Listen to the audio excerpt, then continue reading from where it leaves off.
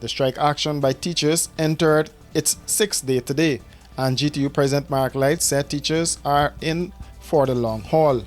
This as the government continues to refuse to engage the teachers' union on the matter.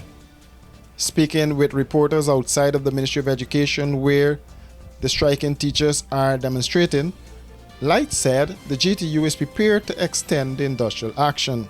Yeah, we have looked at it and we are prepared to extend our time. So the strike will be extended? Yeah. I would say industrial action, so which can take different forms. Absolutely no one has reached out to us. And we have been saying all along, we are ready to speak, we are ready to talk. While the Ministry of Education maintains that the majority of the teachers are in the classroom, Light said the effects of the strike action are being felt. Obviously, look around. The whole country is in standstill because we are seeing that schools are not operating as they should. You drive down the road and you're not even seeing children. So the entire country is affected. And if government do care about the future of our generation, they will address the concerns of our teachers. The government has also stopped the deduction of union dues from the salaries of teachers, and Light addressed the matter. According to Light, the union is exploring legal avenues. You can't just arbitrarily wake up one morning and say we're not deducting, when this has been an arrangement all along.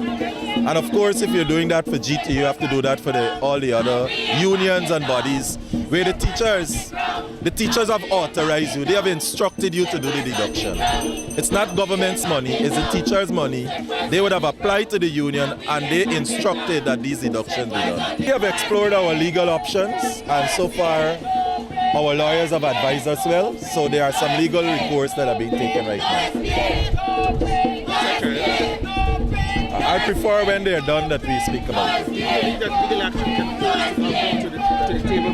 But that's an option because the law, just like how you're saying the law requires that we submit, the law requires that unions are engaged in collective bargaining. And right there's a breach of the Constitution by the government as well. Fordy said the union is addressing some of the issues raised in the press about the non-submission of financial records to the deeds registry since 1989. Obviously, there seems to be a defunct system in the collection of documents as it relates to finance for all NGOs and non-profit organizations.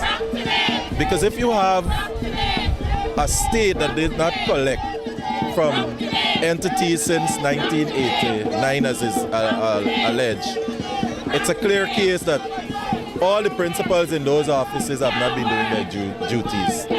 So you will see this reverberating across all the different unions who are not feeling they need to submit because there's no demand on submissions. We have the same situation with the churches, with the mandirs and the temple, the mosque, that they also are required to submit their financial statements.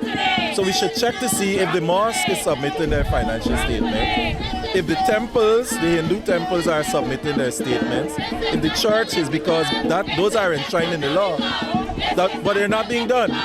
But to deem that the non-submission is a case of persons misappropriating funds is really sad, because we've had our books audit every year, especially as it leads up to our conferences.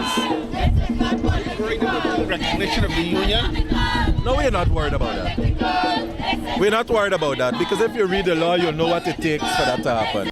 The union president explained that the union's records are in order. He said members are satisfied that their books are audited and those reports are presented at the General Council and the union's conference, the highest decision-making body.